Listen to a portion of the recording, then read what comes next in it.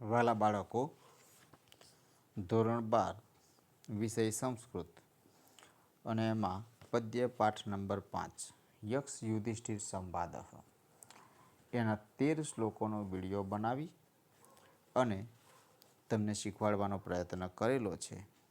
શાંતિથી વિડીયો જોયો હશે તમે અને શીખવાનો પ્રયત્ન કર્યો હશે એવી આશા હું સેવું છું. આજે આપણે પાઠ નંબર 5 એના સ્વાધ્યાય કાર્યની ચર્ચા કરવાનો પ્રયત્ન કરીશું કે જેથી તમે નોટબુકમાં સ્વાધ્યાય કાર્ય સારી રીતે લખી શકો અને પરીક્ષામાં પણ તે ઉપયોગી થાય. એ અર્થે આ વિડીયો બનાવીને તમારા સુધી પહોંચતો કરીશું. તો સ્વાધ્યાયમાં જઈએ છીએ. પહેલો પ્રશ્ન છે, અધોલિખિતેભ્ય વિકલેભ્ય સમુચિતમ ઉત્તરમ ચિનોત. નીચે આપેલા વિકલ્પોમાંથી યોગ્ય વિકલ્પ પસંદ કરો. પહેલો પ્રશ્ન છે, યથા પ્રજ્ઞમ તે પ્રશ્નાન પ્રતિવક્ષ્યામિ. આ વાક્ય કોણ બોલે છે? હું મારી બુદ્ધિ પ્રમાણે તમને જવાબ આપીશ. 4 વિકલ્પો છે. ક યક્ષ, ખ અર્જુન, ગ યુધિષ્ઠિર અને ગ નકુલ. તો સાચો જવાબ તમને ખ્યાલ આવી જ ગયો હશે. યુધિષ્ઠિર. ગ વિકલ્પ સાચો છે, યુધિષ્ઠિર. બીજો પ્રશ્ન છે, ધન સંપત્તિમાં ઉત્તમ શું છે? 4 વિકલ્પોમાં ક જ્ઞાન, ખ શાસ્ત્ર, ગ શસ્ત્ર અને ગ સુવર્ણ.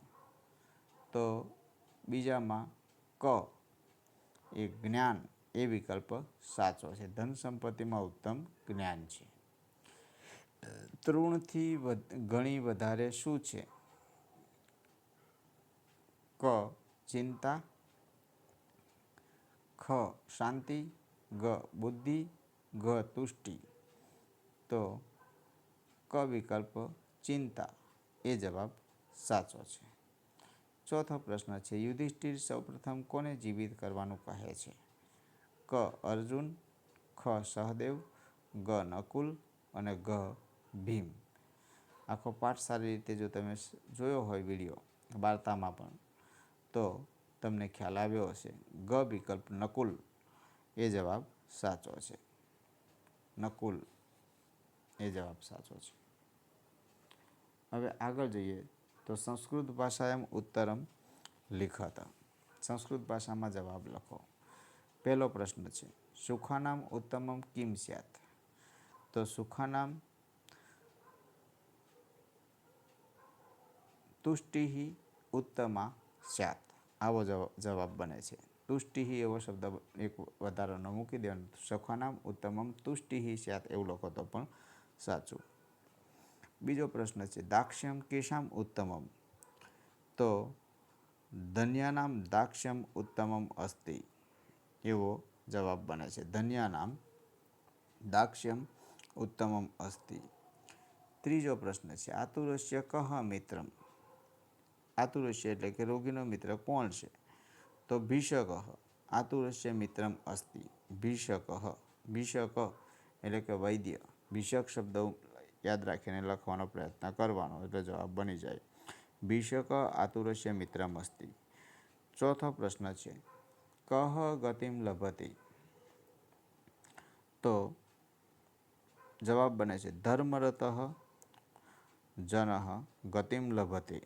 ધર્મરત જન ગતિમ લભતે. પાંચમો પ્રશ્ન છે, બહુમિત્ર કરહ કિમ લભતે. ઘણા બધા મિત્રો બનાવનાર શું પ્રાપ્ત કરે છે? તો બહુમિત્ર કરહ સુખમ લભતે. સુખ શબ્દ ઉમેરી દેવાનો તો જવાબ બની જાય છે. હવે માતૃભાષામાં એટલે કે ગુજરાતીમાં જવાબ આપો. પહેલો પ્રશ્ન છે, યક્ષે અન્ય 4 પાંડવોને શા માટે અચેતન કરી દીધા હતા? તો અન્ય 4 પાંડવો યક્ષના પ્રશ્નોના જવાબ આપ્યા સિવાય જ અને તેમની રજા લીધા વગર સરોવરમાંથી પાણી પીવાની શરૂઆત કરી અને તેથી તે સરોવર પર પહેલાંથી જ પોતાનો અધિકાર ધરાવતા હોવાથી યક્ષે 4 પાંડવોને અચેતન કરી દીધા હતા. આવડે છે જવાબ એવો લાગે છે. ભૂમિથી ભારે અને આકાશથી ઊંચું શું છે? તો ભૂમિથી ભારે માતા અને આકાશથી ઊંચા પિતા છે. પ્રવાસી અને ગૃહસ્થીનો મિત્ર કોણ છે? ત્રીજો પ્રશ્ન. તો જવાબમાં પ્રવાસીનો મિત્ર સંઘ અને ગૃહસ્થીનો મિત્ર તેની પત્ની છે. ચોથો પ્રશ્ન છે, પ્રિય વચન બોલનાર શું પ્રાપ્ત કરે છે? તો પ્રિય વચન બોલનાર બધાનો પ્રિય બને છે અને બધા માણસોનો પ્રેમ પ્રાપ્ત કરે છે. આવો જવાબ લખી શકાય. યક્ષ, પાંચમો પ્રશ્ન, યક્ષ બધા ભાઈઓને શા માટે જીવિત કરે છે? તો યક્ષ અને યુધિષ્ઠિરના સંવાદમાં અંતે યુધિષ્ઠિરના જવાબોથી ખુશ થયેલા યક્ષે તેના કોઈ પણ એક ભાઈને જીવિત કરવાનું કહે છે. ત્યારે યુધિષ્ઠિર યક્ષને જણાવે છે કે હે યક્ષ, મારા મતે શ્રેષ્ઠ બાબતોમાં દયા એ શ્રેષ્ઠ ધર્મ છે અને તેથી યુધિષ્ઠિર નકુલને સજીવન કરવા કહે છે. આમ ધન અથવા તો કામનાઓ કરતાં પણ દયાને ઉત્તમ યુધિષ્ઠિર માને છે અને તેથી તેના પ્રશ્નોના જવાબથી પ્રસન્ન થયેલા યક્ષે યુધિષ્ઠિરના બધા ભાઈઓને જીવિત કરે છે. વિવરણાત્મક નોંધ લખો. ચોથો પ્રશ્ન છે યક્ષ. તો આની ચર્ચા શરૂઆતમાં મેં તમને વિડીયો બનાવ્યો તે વખતે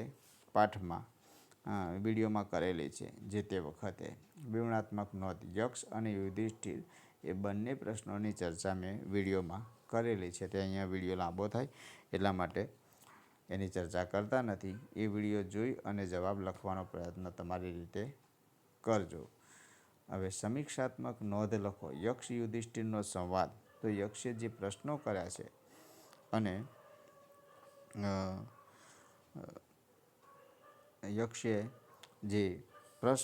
છે અને યુધિષ્ઠિરે જે જવાબ આપ્યા છે એ બધા પ્રશ્નોના જવાબો તમારે શક્ય હોય તો યાદ રાખી અને પ્રશ્ન અને જવાબ લખવાનો પ્રયત્ન કરવાનો કે જેથી આ જવાબ તમને સરસ રીતે આવડી જશે.